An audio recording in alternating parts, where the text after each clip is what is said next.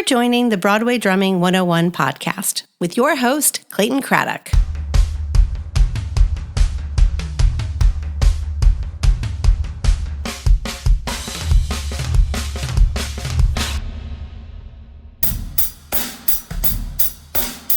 Thank you for listening to the Broadway Drumming 101 podcast.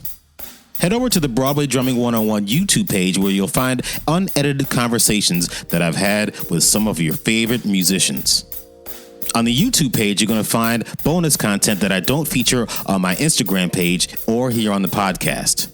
Don't forget to subscribe and click on that little bell at the top so that you'll be notified when a new video is uploaded. Thank you for listening and stay tuned for more.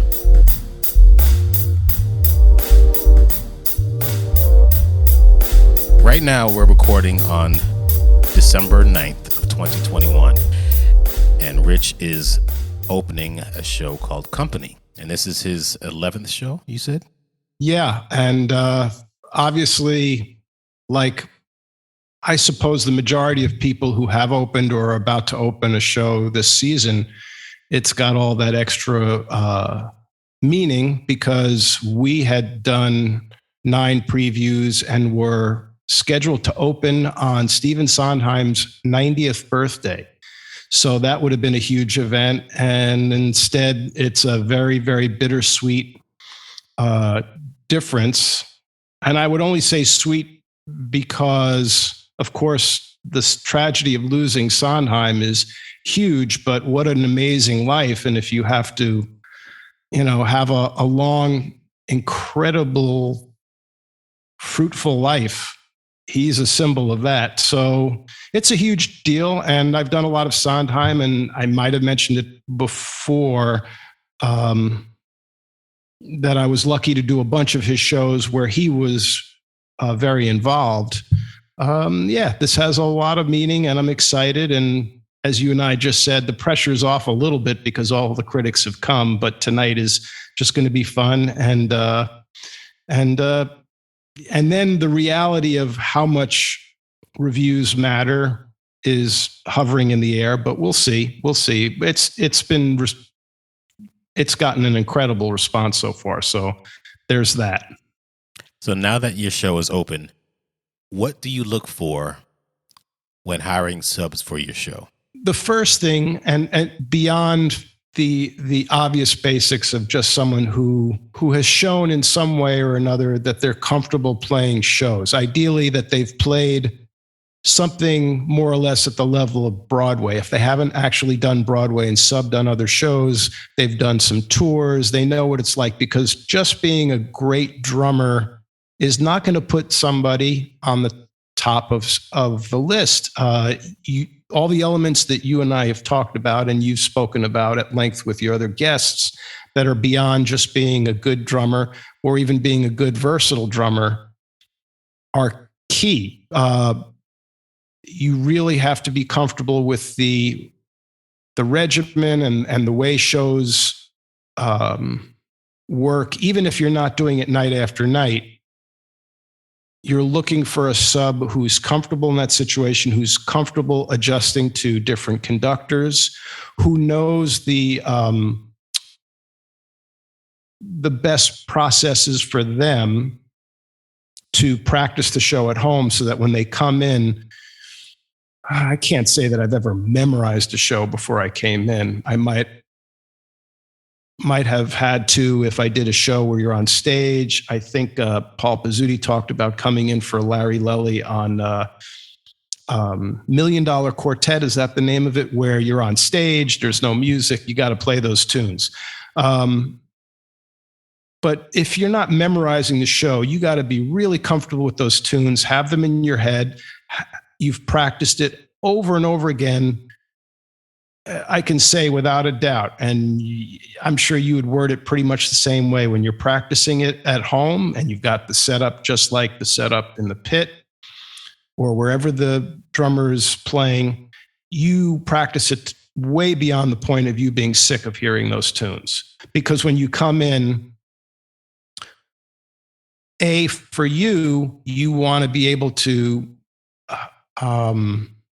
give the conductor, you want to watch the conductor so much for the times you need to adjust, and you will have to adjust. It is not something you can do with your eyes closed, even if you have the show memorized. There are all those elements of live playing.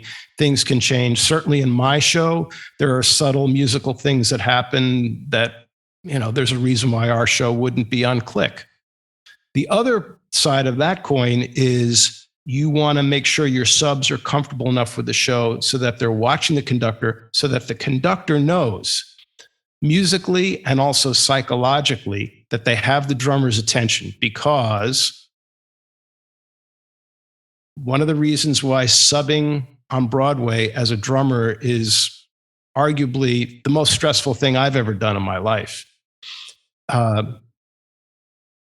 is that the conductor wants the show to happen. Nothing against your own personality, your own reputation, wants to do the show as if they were closing their eyes and it was like the regular drummer was there. They want to hear everything so close to the way it normally is so that the conductor does not have to work any harder that night with you playing the drums than when the regular drummer is there. So it's musical because they want to hear it, but they also want to, when they're looking, now in my case and in many cases, the conductor's to see the drummer looks into a video monitor because you're separated. But if they look into that monitor every time, even if they're not adjusting and the drummer's face is locked in the music, you might luck out because you play the show great and exactly like the regular person. But I think conductors, and actually tell me what your experience has been, because conductors often will decide whether they, approve and then designate, which is designate as you're locked in and they consider you as good as the regular. When they know they have some sort of, connection with that drummer and the drummer is paying attention. There are great drummers who have had their own shows, built up the best of reputations, and not done so well with subbing because they didn't necessarily prepare the show to sound like the regular drummer, or they were not giving the conductor a certain level of attention that made the conductor comfortable that they had that line of communication. Like you said earlier, subbing for a Broadway show for yourself and for myself is the most stressful thing I've ever. Well, I'll take that back. Going into family court was stressful. Well, that makes even a better point about how stressful Broadway is. Yeah, probably the second most stressful thing I've done. And I remember, No, I was going to say that the show that I subbed on the longest, because it was there so long, was Beauty and the Beast. I subbed for John Redsecker. And the elements were, John was a great guy, easy to sub for in terms of being super fair about it. And the show was technically not difficult. However, the show was phrased in a very old school classical way. The different conductors on that show conducted differently, where the bass placed the beat in relation to the conductors, all these elements, and the fact that the bass was on the other side of the pit. You were on opposite ends. So there were a lot of challenges. And what would happen is I went in and subbed for him occasionally for a few months. And by the way, I remember when I was learning the show, John wanted to get me in a little earlier maybe than originally planned. So he said, can I come in and maybe between shows on a break, you play a little drums for me, and I'm going to stand on the podium and conduct a few songs as if I was the conductor.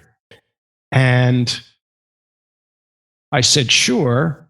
I thought I was ready. I was at that point where I felt like I was tired of practicing those tunes. And I did it. And John said, there are a couple of these tunes you're not quite ready. And put a little bit of the fear of God in me. And then I think like a week or two later, I came in and subbed the first time. Michael Cossran, the conductor, is not a very expressive guy. I hope I'm not... I don't think I'm saying anything bad in terms of his face, what he would show. And I did well, but it was because the fear of God was put in me. And at that time, I think it was Beauty and the Beast famously, in the first of the two theaters they were in, had a little pulley system where you could send notes to people at different ends of the pits by putting a little note in a cup and pulling a string. And it might have been from my first time subbing, but somehow the conductor, Michael Cossran, got a note to me and said something nice. But having said that, I subbed on and off, depending on how busy I was, for 13 years. And it would kill me that I would come in, I might not have been on the show for a while, and I would go over the show, but I would always be nervous. I would be standing on the subway platform, and I would let it eat me up inside, partly because it was just sometimes hard to lock into the band on something as simple as like a waltz because of different elements. So it's a challenge.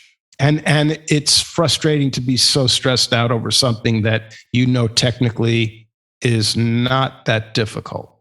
What do you do as a chair holder to prepare your subs to sub for you? Good question. Certainly, if you've got a prospective sub coming in who hasn't done a lot of Broadway, you need to advise them and coach them on the things to look for. But even a seasoned player, you want to say, the pitfalls after you've had a chance to play it for however long, weeks, months, years, what the pitfalls might be in general with your show.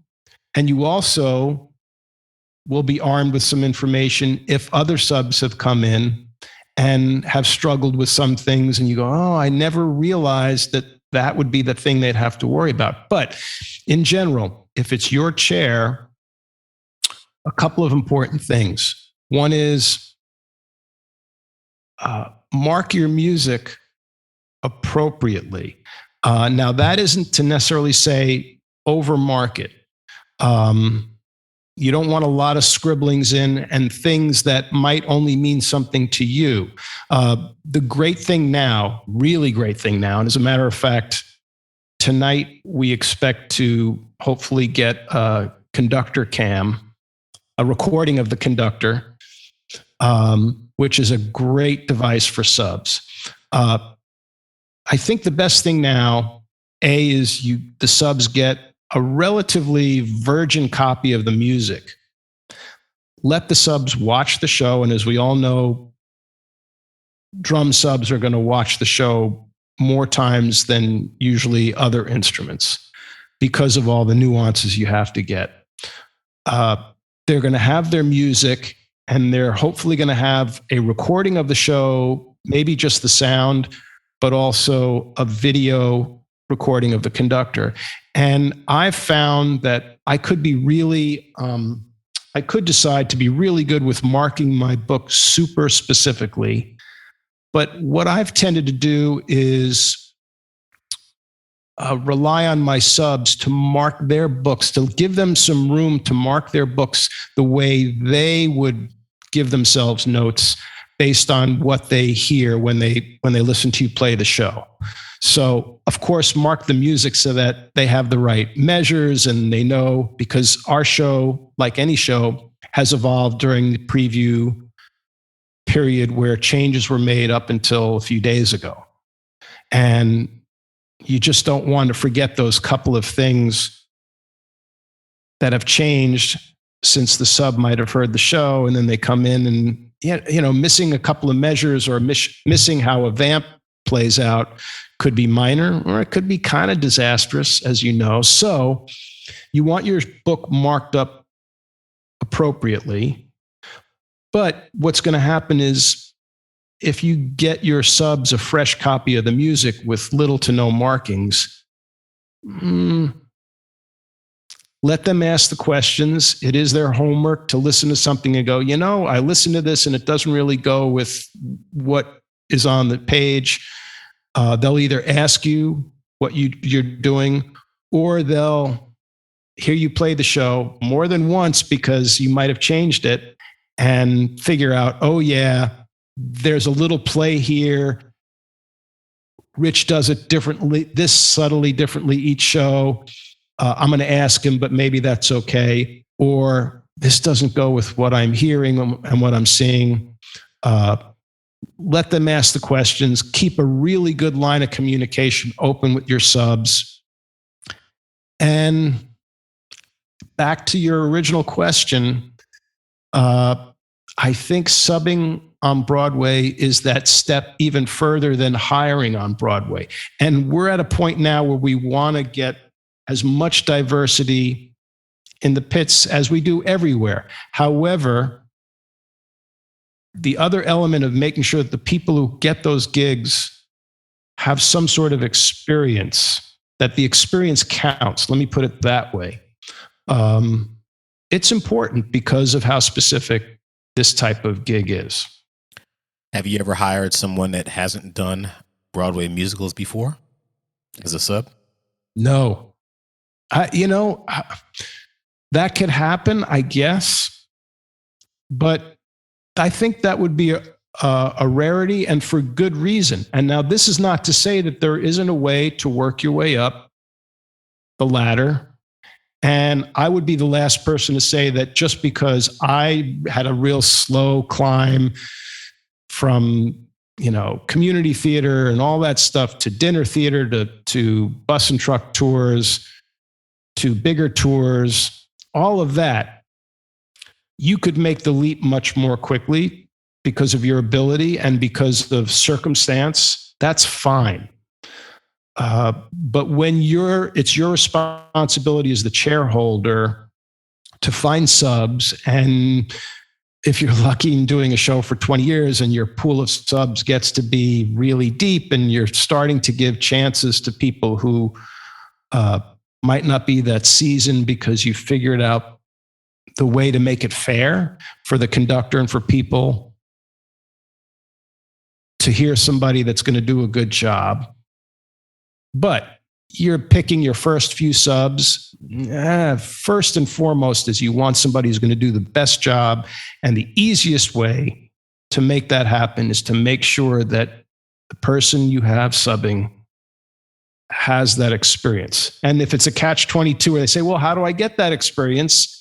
Well, you get that experience by subbing for somebody in community theater, in local theater, and you do a great job and the conductor says, hey, did a great job. Then we know this is it. I mean, there are some auditions now, but nobody's got an agent. This is all built on reputation. So to make a leap from not having done shows, now this, you asked, have I ever gotten anybody who never played Broadway before? I don't think so, but I wouldn't discount it. But I would not get anybody who hadn't done some sort of run of a show, a tour, or subbed a lot on something, because you need that some level of that experience. Somebody comes to New York City. I want to play Broadway shows. I just graduated from Berkeley, from a conservatory in Iowa, wherever. That's all I want to do. I want to do what you guys are doing for a living. I have done stuff at my college, but I've never done anything outside of that. I'm here now. Rich, can I come watch you play? You're like, great. Can I sub for you now? What would you say? I would say if I had the time to put in to work with this person so that I would have a sense that they might do a great job. Now let's put aside the fact, an element that we haven't mentioned, which is you're not really the only person deciding who your subs are technically. Different contractors get involved at different levels. And I've thrown names out with contractors, and they've strongly suggested that I don't put them at the top of the list for whatever reason, or they've strongly recommended people that I don't even know. You have to factor that in. But you're making me think of something interesting, and that is I currently have a student who lives in Ottawa. I've never met him in person. He's actually coming to see the show company with his wife. He's in his early 30s. He's a member of the Canadian military band. He called me up to see if he could study. I said, sure, I like adult students. Turns out he's a badass drummer. He can play. He can swing. And I've heard him. I've seen videos, but he loves musical theater. And we've had the best time where I send him charts of shows that I've done or whatever, and he works on them and he records himself playing them. And clearly this guy has a grasp of what it takes to play shows. And he would be, if he came to New York, this is kind of an interesting thing because it's answering your question in a way that I guess is an exception to where my head would be at in terms of hiring a sub. And that is, if he told me now that he wanted to sub on company and he was moving to New York, the only reason why I wouldn't is because I have a few other people in line who are obvious candidates. But as far as somebody who I think could handle it, I would put him on my list, and how high up he would get on that list in terms of his ability could be pretty high. The only reason why he wouldn't might just be different circumstances that have nothing to do with the fact that I think he could handle it. So, yes, and this also goes back to the discussions we have about there being a whole generation of people who are dying to play on Broadway and make a career out of it. So it's competitive. I hope we're at a point, or we're getting to a point, where any little kid, no matter their background, race, sexuality, all of that stuff should be like, you want to play on Broadway? Go for it. If you're lucky, it can be fun. And you know what? I shouldn't say Broadway, because specifically that means you got to move to New York, and then you got to be one of the lucky 15 or 20 drummers who has a show. But touring, and I was just listening to some jazz legend talking about how tough touring is, because if you're doing one-nighters, it's a tough life and you're not really seeing the country or the world. But touring on Broadway, you and I talked about it. That's a once in a lifetime great experience you can have, unless you hate travel, because you're in each city for an extended period of time. You can explore a city. You also pay great dues in terms of learning how to play a show regularly. You can't sub out.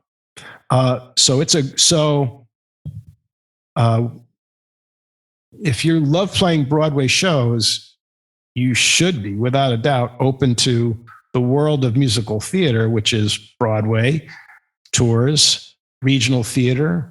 All the big cities have some great regional theaters, and great local musicians. So there's a world out there, and go for it, whether you wind up in New York or not.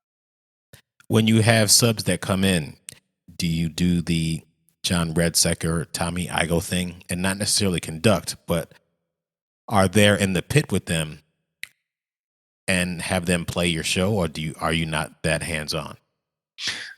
I haven't been that hands-on, but that's been because I don't know if John and or Tommy were either instructed or it was suggested to them that they do that. Excuse me.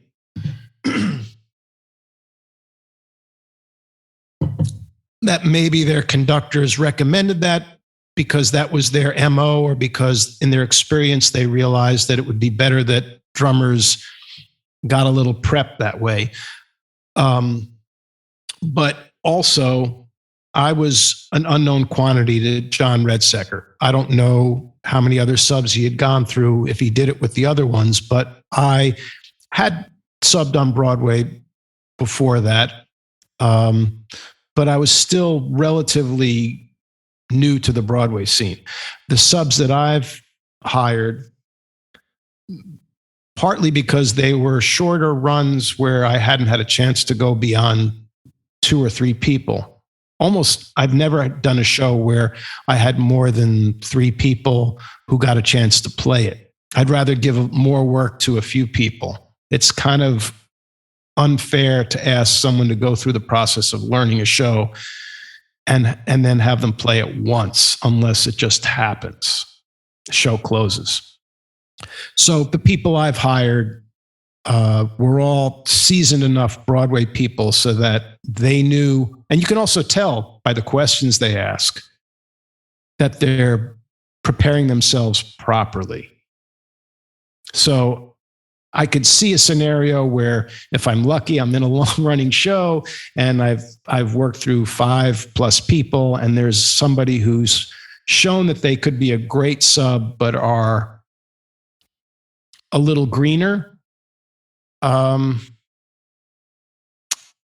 And I still don't know if I would get up on, well, I can't get up on the podium in my case. That would be tricky because we're remoted. But I don't know. Well, let me put it this way. Here's actually an easy bottom line. If you're doing that because you want to see for yourself how they play, okay, but with the conductor videos now, that didn't apply necessarily to, I don't think, do you remember it to The Lion King? And it certainly didn't apply to Beauty and the Beast, where somebody goes home and for weeks they're practicing to a video of the conductor. That's such a great tool. That has alleviated a lot of the tricky parts of breaking subs in. How often do you take off of your show in order to get your subs in? That's a pretty cut and dry situation for me, because I think the best rule for me, and how it's also obvious that it's best for everyone, is that break a couple of people in fairly soon so that you're covered. And in COVID times, even more importantly, break a couple of people in, because, things happen. Beyond that, I think a good barometer for the longevity of a show varies. But in our case, let's say that we'll get past reviews and the holiday season, and you have January and February, and then the next barometer would be making it to the Tony Awards. So let's say my mindset is, until the Tony Awards,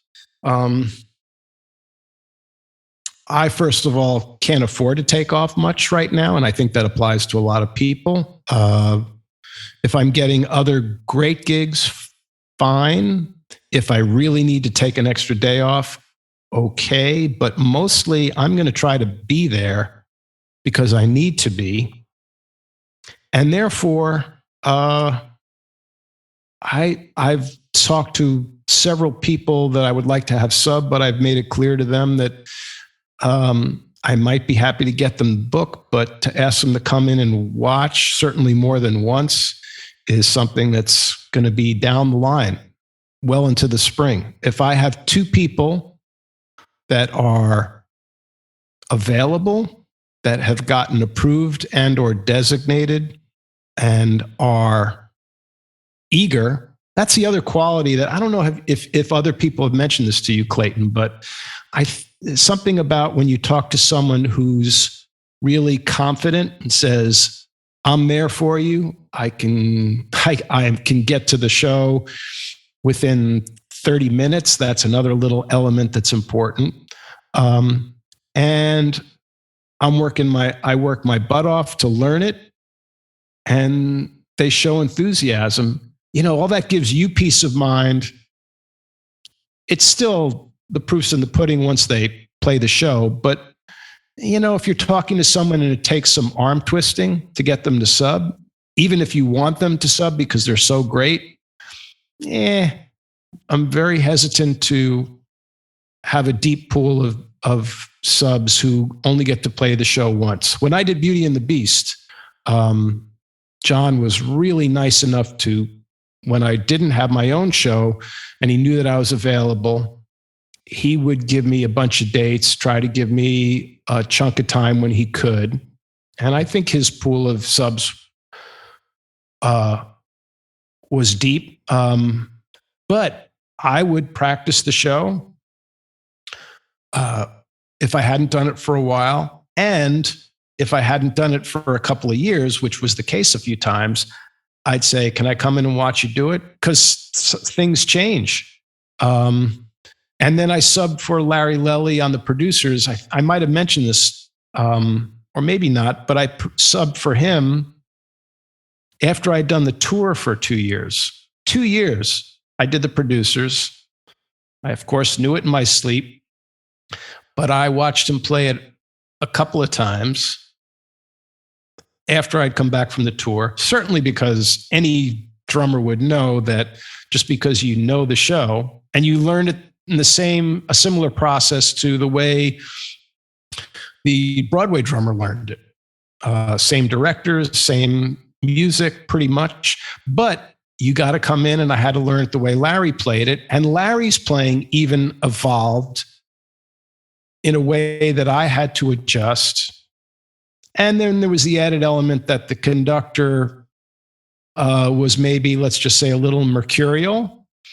And what he thought was fine the first time I played it, then I came in after subbing for 8 or 9 times with other conductors that were subbing for him on Broadway. And then he came back and I played the show pretty much the way I had before. And wasn't a disaster. There were no train wrecks, but I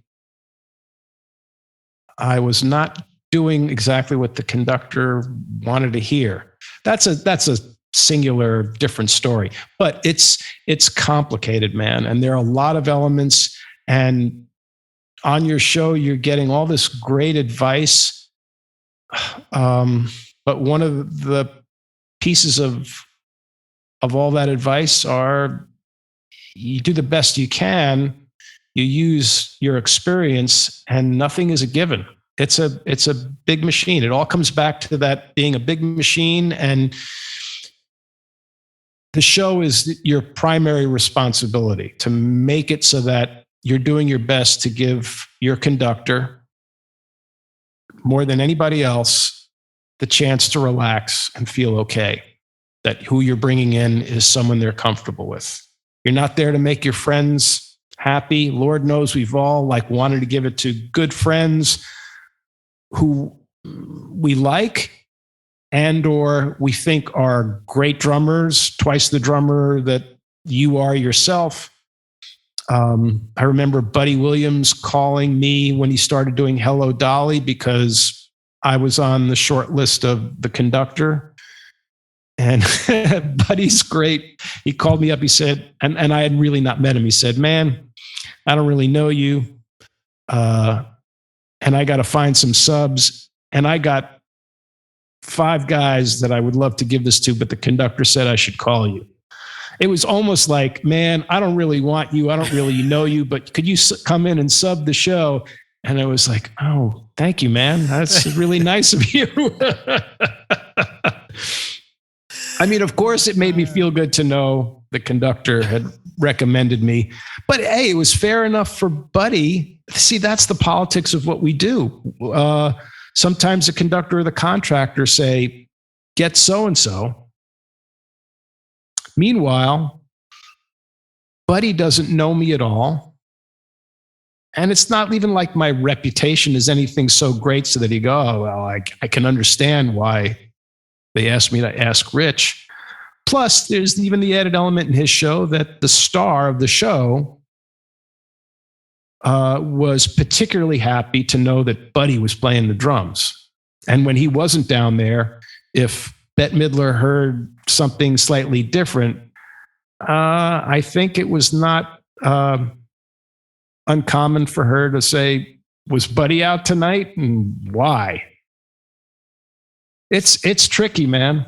It's tricky. I don't know all the politics of what happened at that show, but I know it was wasn't a good scene for the drummer who had to be let go and Buddy had to come in. Oh, well, I think we can say that things happen, but here's an interesting thing that I think we can talk about, because Eric Poland has such a good reputation and is an excellent drummer, percussionist. He's now going to be the drummer on The Music Man. So things happen, and it puts the fear of God in all of us when a drummer with such a great reputation, for whatever reason, doesn't work out for a show.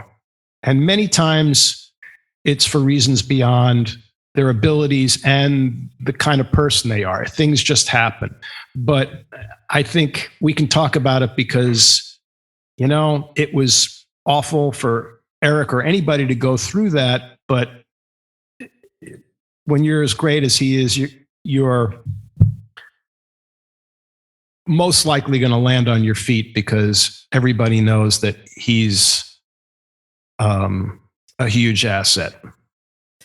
Have you ever been fired from a show? It's important to talk about that. Failure is the best way we learn, and it's not even necessarily failure. As long as you have good self-reflection and self-awareness, so that if you're not asked back to a gig, and you have enough self-awareness to know it's because you didn't take care of business, you could have been much better at what you did, and you don't dwell on bitterness because, fuck those people who fired me, they're jerks anyway. That's a bad attitude that's obviously going to serve you badly. However, things happen, and it's not always easy because you're let go, let's say, and we all have some level of a super fragile ego just by nature of what we do for a living. And it's very hard to explain to people who aren't in the arts, and you don't want to sound too self-important or whatever, to say, in the arts, our egos are perhaps a little more fragile because what we're offering is something that's a deeply personal reflection of who we are. You could be really skilled at what you do, but when it's artistic, forgive me for sounding pretentious, but it's like the ultimate example are comedians. The joke is, there was a play, three guys standing with their pants down. You're just exposing yourself and you're making yourself vulnerable. So my point is that you have to deal with a fragile ego, but if you're let go and you know that there are so many other things in play, yes, you're right. You have to be confident that something else will come up, that people will recognize that you built a reputation. And don't let those experiences ruin it for you. Because if you take a step back and you look at it in general and you go, yeah, I'm fired a lot and people seem to be turned off by me, that's one thing.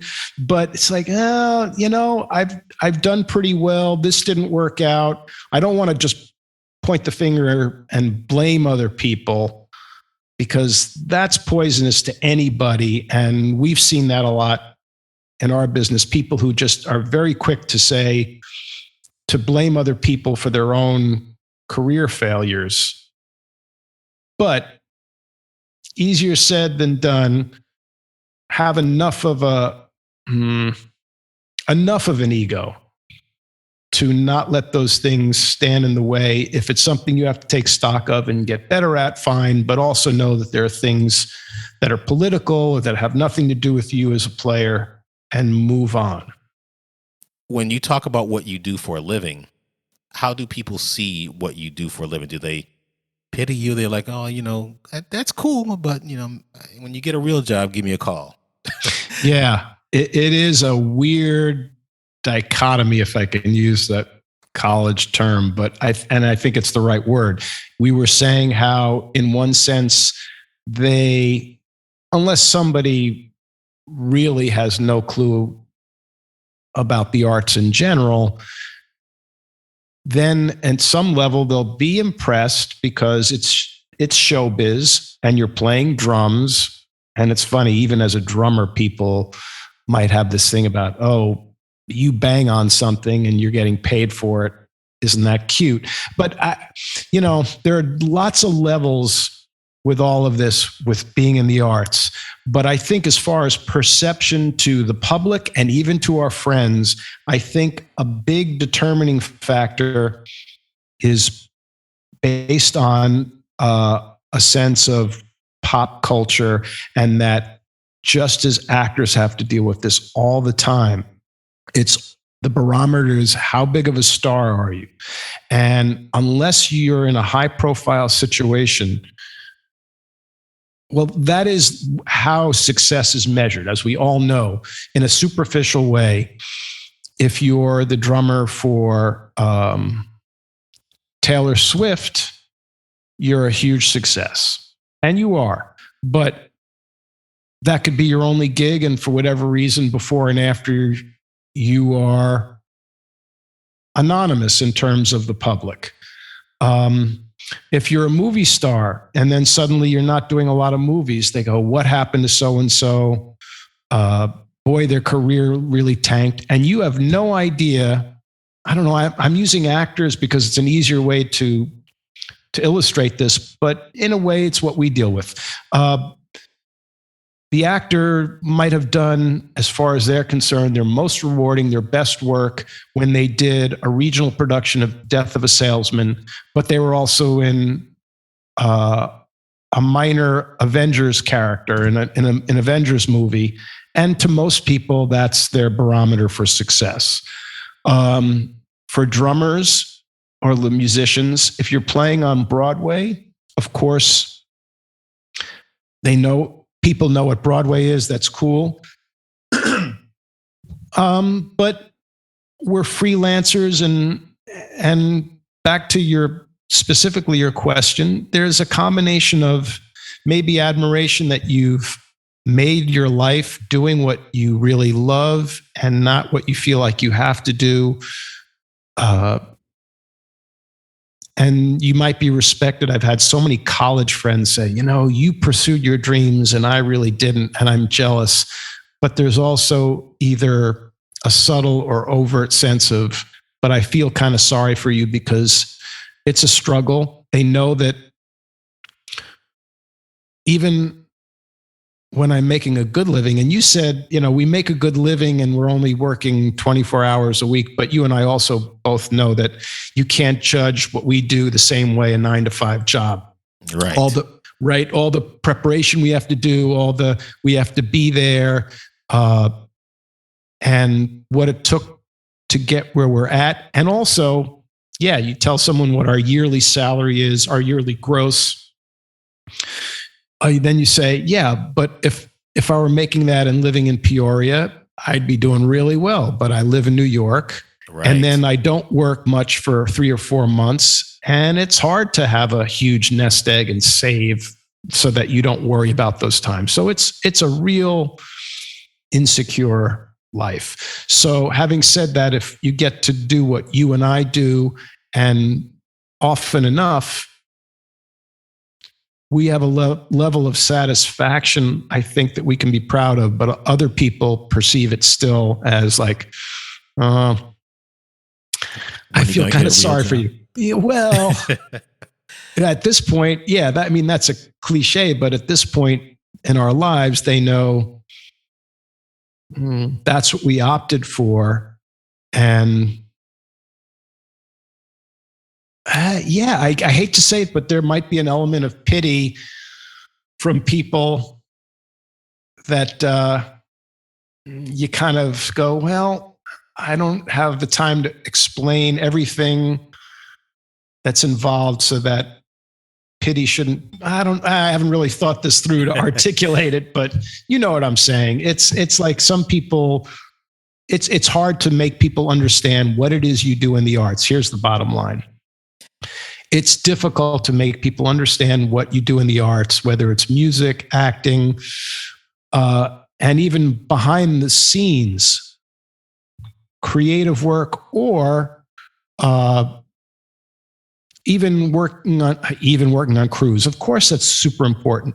But everything is measured by success is measured by fame and visibility, and that's tricky in terms of how we navigate the way people think about us, if that's important to you. Yeah. And all we can do is, like you might have had when you were a kid, offer ways to educate the public, whether it's talking to kids in schools or adults who don't know, some way, some reminder. It's not a given for them to understand what it is they're getting. Let's be specific with Broadway, a live show from beginning to end and what's involved.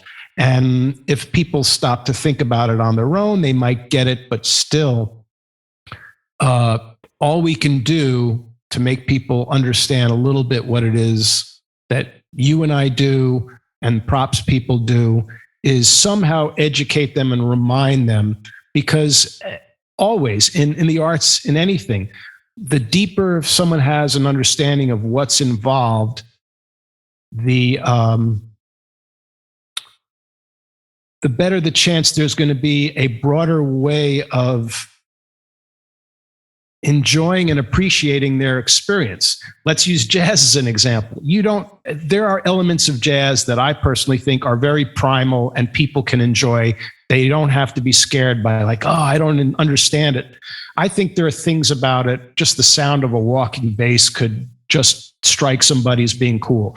But the more you understand it, the more you'll be able to enjoy it at different levels. So if we talk about Broadway, part of that thrill is when you know, and you're sitting there in the audience, and God, I hope there was a little extra level of appreciation after not having been able to go to a show for 20 months, that when you know, and you're sitting there in the audience, that from every moment, forget about all the prep before and after, you sit down, that overture starts, that there are 60 plus people making this shit happen all at once. And yes, we're a visual species. So the first thing we notice is what we see, and we're guided by stardom and who we're watching singing. But that experience, and what's going to make it a whole lot different than TV and movies or whatever, is when you know that those people are up there singing and acting, but in the pit or in a room somewhere, not because someone's pressing a button and playing a recording of a band, but it's live. And those props guys are doing that and doing their job. And the spotlight person, if they screw up, it's amazing. And all we can do is not take for granted that the audience knows all this, because if we do, then we're always fighting, all of us, with keeping the minimums in a band, giving the band, well, I'll be real selfish now. I still have a hard time when the band is, oh God, now I'm going to sound like a little bitter, but I think I speak for most musicians, because we're usually not seen. And I've been lucky to do the encores where I see what the difference is. We rarely get reviewed. Poor Mrs. Doubtfire I'll mention the reviews weren't great, but they didn't mention the music at all in the review that I read in the Times. We constantly, the band is a taken for granted that they're going to do a good job, and they're almost never mentioned in a review. how long did we wait before our names were put in programs? And little things like when I'm on tour, or when you hear announcements and they say cast and crew, and they think they're covering everybody. So it's little things like that. And this does sound like I'm a little bitter because I'm singling out the band, but there are a lot of things taken for granted when you're in the arts, I think, because it's still measured by success and visibility when we're all important. And I don't know, I think I'm guessing you and I and everybody else, in spite of what the overall public thinks, I'm partly doing this because I think it's a really cool thing that I admired from when I was a little kid. When I saw, oh God, I'm going to remember this name, and I thought of it because of the questions you posed. Joe Abeg was a kid in high school who was a really good drummer when I was in junior high, and I saw a production of West Side Story, and I couldn't believe, I knew the music by then, I couldn't believe that this was possible for kids a little older than me to play West Side Story. And okay, they're not on stage, they're not the stars, but man, what a cool thing. So yeah, we keep educating the public a little bit in overt ways and subtle ways so they know what's going on. I don't know if I asked you this before, but what advice would you give to anyone that's interested in playing drums for Broadway musicals? Well, I think you asked a version of that, but assuming the person's getting into it because they're enthusiastic about it, based on them having seen a lot of shows, or just they're curious about it. Okay, if it's just because you see it's a way to make a living playing your instrument. But I think it would just go back to what we always hear, which is take all those gigs, especially in the beginning of your career. Take them all, because you're always going to learn something new, even in the shitty experiences. No, especially in the shitty situations. You're going to learn something valuable. And if you've got a good attitude, even when you do have a bad experience, you might take something back with you where if you don't think of it right away and you're getting over what might have been bad about it, later on you go, yeah, but I learned A, B, or C. And knowing that is going to serve me well in the future. So you got to be all that dues paying. I can't think of anything that discounts the value of paying some dues, whether it's a traumatic experience on a gig that we all want to forget, or just minor things, little technical musical things or social things about how to get along with other musicians. It's all going to serve you well, and that's what you should be thinking about when you're going into it. What kind of gear do you use? What kind of instruments do you use? Certain kind of drums, certain kind of heads, certain kind of sticks, cymbals? There we go. A big left turn to get technical here. But a good question. My general philosophy, I've never been a super gearhead, beyond the fact that when I was a kid, getting the drum catalogs was pretty exciting, and fantasizing about all the great pictures of drum sets and all the drum sets that I wanted to have that were out of my reach at a certain age. Beyond that, my philosophy has been drums are drums as long as they're well made. So I haven't been super picky about that. Hardware, I tend to go with simple is usually better, and I've found more convenient, and trying to reinvent the wheel with gear that might be good for someone's particular situation. But I get frustrated with when I'm on a gig and there's a rented kit and I get some sort of fancy ass drum stand that doesn't. You want to say something about that? Go ahead. You mean the drum workshop hardware? Have you seen the DW hardware? I have, but I think you were discussing that with someone else, maybe Paul again. I don't know that I can speak specifically to that, but I bet you if I gave some examples, you go, oh yeah, well, that's DW or some other company. Here's an example. And this is also personal, but the concept of having a hi-hat stand where the pedal serves as the third leg, it's like, I guess for certain reasons that might have worked, but I'm not a really heavy hitting player feet either. And every time I've used one of those, the hi-hat starts shaking and I'm going, well, what good does this do me? The three legs on a hi-hat stand is usually pretty good. And if the pedal can move a little bit within the, between the two, because you need to angle something, like I have a little trio gig I do in a tiny bar where there's barely enough room. All right, that's cool. But heavy stands, I'm thinking, all right, if I'm playing with Metallica, this is great, but I don't want to schlep this around. So it's all about, in the end, for drums, if they're well made, great. I've been using Pearl mostly, but if someone's renting me a DW or I have some Gretsch drums. I have a mixed breed setup. All of that's great, but hardware that's pretty simple makes sense. And then, like every good drummer, it all comes down to the cymbals. And when I was a kid, it's like, why do my drums sound like shit? But it's all because the cymbals are hard to get that you like. And when you find those cymbals, you stick with them. I think now if I had the money, I'd probably be buying more because I like what I hear.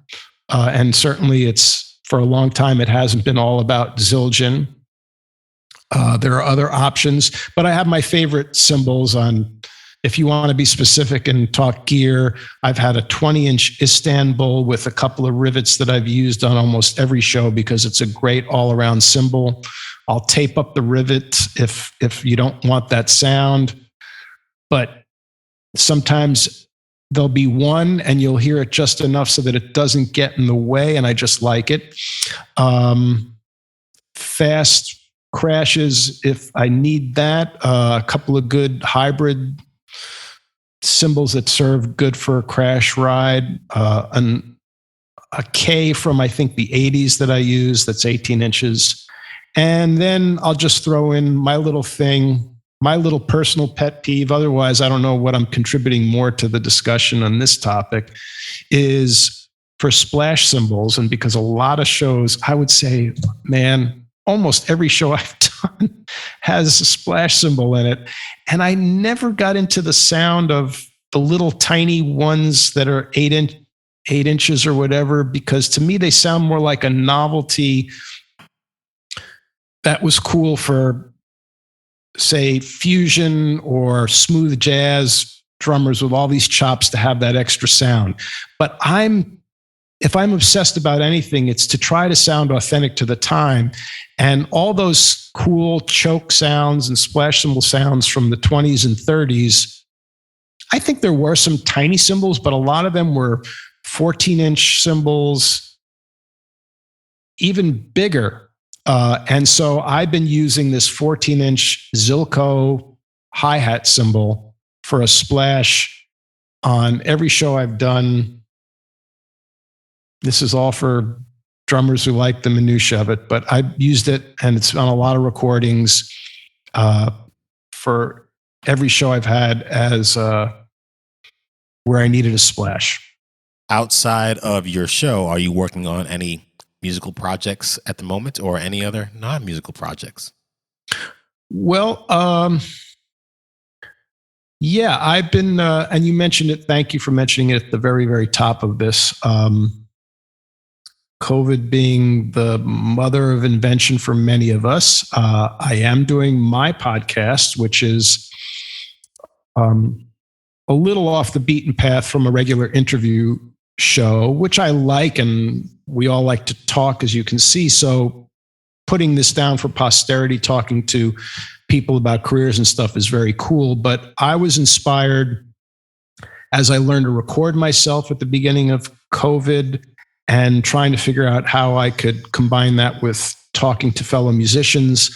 And then I thought, I have this preponderance of bass player friends that I've made, not just in New York, but around the country when I toured. How can I combine all these things? Because I want to do something that's distinctive, that I'm personally interested in. So the short answer description of what I do, a podcast called Big Noise from Planet Earth, is I took very short, on average 2-minute snippets of me improvising on drums. I sent 5 of them to my guests who for season 1 were all bassists. And I asked them to record over those snippets of me improvising, doing whatever the hell they wanted to. They could play as if they were playing a bass solo in a jazz situation, but they could play upright or electric. They could manipulate my recording. The sky was the limit. And partly what inspired me was that I could easily say that all my bass player friends, and some that I didn't know very well, all had very different personalities. And I was hoping that that would be reflected in what they did. They were not going to be listening to what each other did. It played out over a year, this podcast, this season. And it was a thrill. I interviewed them. It's a show where it's about an hour plus. We talk about careers. We talk about personal things. But amid that, we played back the duets that they created with me and talked about the process. And my goal was to have an interesting experiment with the creative mind and see how they all laid down tracks, whether they did it very spontaneously. One great guest of mine, John A. Baer, one of the great improvising jazz bassists in town, opted to not listen to my recordings first, to just turn them on, listen to a second or two, say, all right, he's playing brushes on this, and then just play over it. And then other guests listened to him several times and planned something out. And I got such an amazing variety. It was such a thrill. And I finished season 1 and I'm embarking on season 2. And I hope people listen. I've gotten a nice response.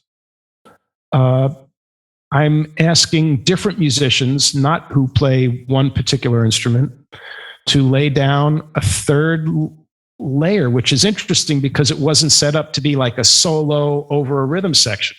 So it's kind of dense and it's challenging, but I'm about to interview the great guitarist in town named Pete McCann, who I worked with in the past in a band I had.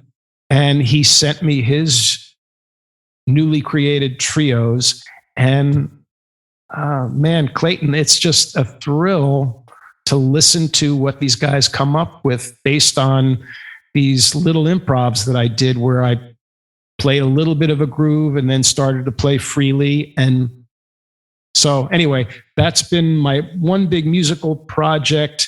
And the other thing, which I haven't worked steadily for a little while, is I've written screenplays. So that's a whole other, oh God help me, a whole other podcast. But that was certainly a creative outlet I've had over the last couple of decades, on and off, especially periods where I wasn't gigging that much.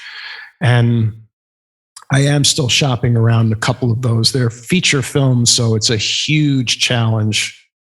One in particular being a big budget historical drama, but I believe in the project. I'm going to keep trying, but I've told people over and over again, I picked the one business that's the only business that's even crazier than the music business, which is movies. And I'll keep trying. I believe in them. But it takes a lot of energy. And I will throw this in to your podcast just because it's kind of funny. And I think a lot of drummers will chuckle. The first thing I wrote of the 4 screenplays that I've written was a story I made up about a New York drummer. You always write what you know, especially that first time around. A New York drummer who's a jazz drummer at heart, but playing Broadway shows.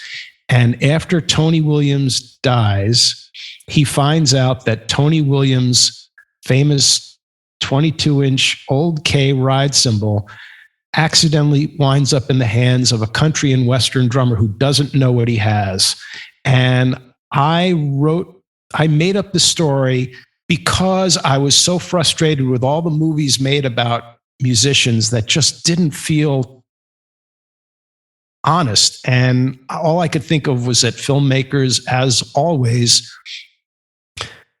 feel like they have to make stuff up to make it interesting to an audience, when I thought if you tell a true story or something that's authentic, there's a way to tell it so that it's interesting. And I didn't want to tell the story about a musician and the jazz world that involved a brutal junkie who would beat his girlfriend, but he was a genius, or something super cliche. It's like, no, man, there are interesting things in my world. And why not tell something that's funny and fun? And then you're thinking, well, who the hell's going to go see a movie about a guy trying to get Tony Williams' old ride cymbal? But you tell a fun story. I made it a road trip where the drummer takes a woman who he likes, who's also in the current Broadway show he's playing in, and they go to a past convention in Nashville, and it's a wacky, fun road story. But if you are able to convey the passion and the mania that a drummer might have to get his hands on that ride cymbal that Tony played with Miles, you don't have to necessarily have an audience that knows those recordings or knows about drummers or certainly knows about ride cymbals. But if you get that sense in the story, it could be fun. It should be funny without making fun of the music, not necessarily. And I wrote a script and I did readings, and a bunch of drummers in town came to the reading. I got some great actors, and I did that. And I thought, well, maybe this isn't a lark. I thought I had a pretty good ear for dialogue, and I learned a lot. I hand wrote it. And then I had people I knew in Hollywood who were up and coming writers, and a married couple, and he's a director, and they thought it was a cool story. So I took it to a certain level. It kind of ended, but it was encouraging for me, and I kept writing. But it was kind of a cool story to put out there. Still would be if you do it right. Where can people find you if they want to find out more about you? Okay, well, for my screenwriting endeavors, I do have just a way to put out there interest in my scripts, and that's actually, I do have a website, Rich Rosenzweig, at Weebly.com. Weebly is I don't know how big they are still, but they're a website provider. So it's weebly.com. And that has log lines, which are brief 1 or 2 sentence descriptions of what the story is. And then it has a synopsis of the screenplays I've written, and a few other things that would help somebody get in touch with me and give them an idea of what I've written. And then if you're asking me, and I'm grateful for it, if they want to listen to the podcast, I'm looking forward to putting out episode 1 of season 2, which will be out very early next year, where my first guest will be Pete McCann, the guitarist. But I do have 10 episodes out, all with bassists. And I will say proudly that what was so great about it is that you really can get a huge spectrum just with bassists of what careers have been like, and how each bassist, all of them are spectacular, have contributed musically to the same exact short drum pieces by me, which is a great way to illustrate their creative minds. So I think that has been probably the most exciting thing I've done during COVID. And that's called Big Noise from Planet Earth, and very easy to find. And like all podcasts, you don't necessarily have to download or sign up. Ladies and gentlemen, Rich Rosenzweig. Bingo. Drummer for Company, podcast host of Big Noise from Planet Earth, screenwriter, all around good person. He's going to be opening his 11th Broadway show this evening, December 9th. The show is called Company with Patti LuPone and many other amazing musicians, cast and crew. Yeah, right. Oh, put it out there in the ether. Good karma. Everybody works so hard.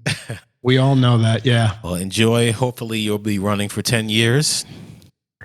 I would be all for it. All right. We will talk again. Clayton, it's been a pleasure, man. Thank you for this. I really appreciate the opportunity.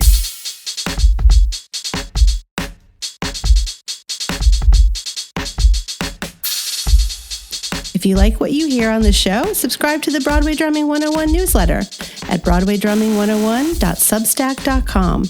That's Substack, substack.com. The Broadway Drumming 101 newsletter is your one-stop shop for everything you'll need to know about playing drums for Broadway musicals. When you subscribe to the newsletter, you'll learn about what it takes to be a successful pit musician with content delivered directly to your email inbox 2 to 3 times a week. For $5 a month or $50 a year, you'll have a backstage pass to the world of a Broadway drummer playing on a hit show. As a paying subscriber, you'll receive behind-the-scenes access to the life of a musician who makes a living on Broadway. You'll also be able to read every post, not just those occasional free ones. You'll get access to all newsletter issues in the archives and have an ability to participate in subscriber-only comments and events.